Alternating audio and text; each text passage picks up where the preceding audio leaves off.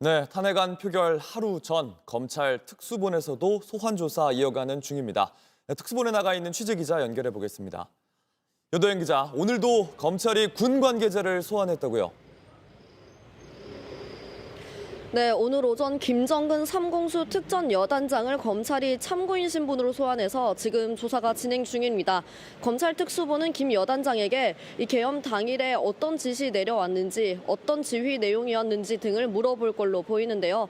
앞서 곽정군 특전사령관 같은 경우에 국회에서 이 계엄 사태 이틀 전에 김 전 장관으로부터 이 계엄 이야기를 들었다라고 했습니다. 그리고 또 하나, 이 계엄 당일에는 대통령으로부터 전화가 두 차례 왔고 국회 문 부수고 들어가서 의원 끌어내라 이런 이야기 들었다라고 했습니다.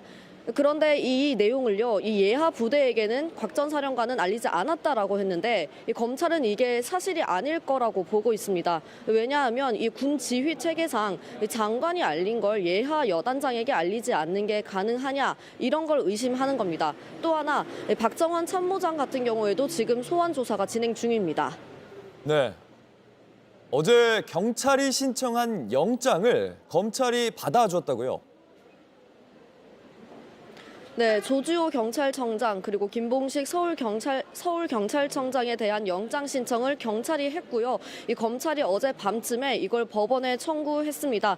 이 두 사람은 내란 사태 당시에 국회에 경찰병력 보냈다 이런 혐의를 받고 있는데요. 영장에는 이 두 사람을 내란 중요 임무 종사자라고 적시했습니다.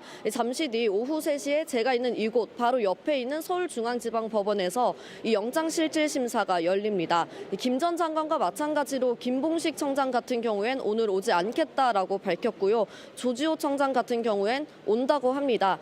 저희 취재 결과 이 조 청장은 내란 당일에 대통령으로부터 전화를 받았고 한 5분 정도 일방적인 지시였다라는 내용을 아내에게 또 불만을 토로했다라는 것도 확인이 됐습니다.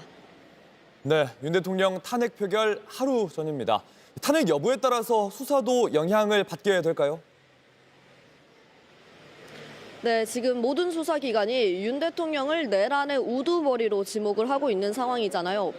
만약에 계속 수사를 해서 이 구속까지 가게 된다면 중요한 문제 하나가 남습니다. 이 구속 상태에 대통령이 업무를 할 수 있는지 없는지 바로 그 부분입니다. 그러니까 사고나 거리에 해당하는지에 대한 해석이 지금 나뉘고 있는 상황인데요. 옥중 결재를 해야 되는지 아니면 국무총리에게 권한 대행을 맡겨야 되는지 이 부분도 지금 확실하게 이렇다 할 정리가 없는 상황입니다. 대통령에 대한 탄핵안이 가결되면 이 수사기관 입장에선 이런 부분에 대한 부담을 덜 수 있을 걸로 보입니다.